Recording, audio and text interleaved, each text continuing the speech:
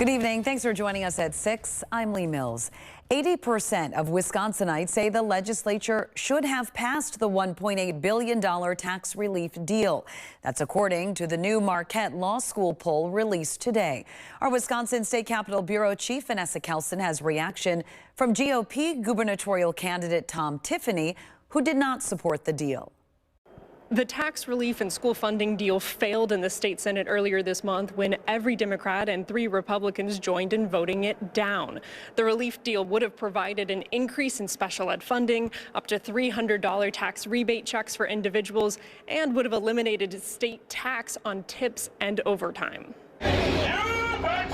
Outside of the Madison Club, protesters gathered, decrying Republican U.S. Representative Tom Tiffany. Our hope is to raise awareness of the dangerous rhetoric that Tom Tiffany is spreading. Inside the building, Tiffany was pressed on the failed tax relief deal.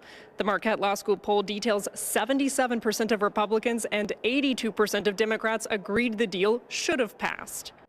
We should be returning all of the surplus to the taxpayers of Wisconsin.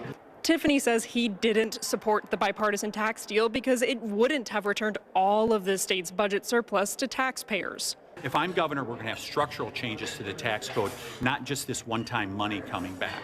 As for exactly how Tiffany would return all of the surplus and also pay for other campaign promises like increases in special ed reimbursement and raising pay for teachers, Tiffany didn't provide details.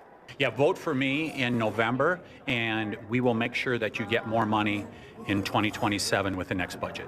During the luncheon, Tiffany said if elected governor, he'd also, quote, root out the fraud in the state's Medicaid programs by conducting audits in each of the state's agencies. From the Wisconsin State Capitol, Vanessa Kelson.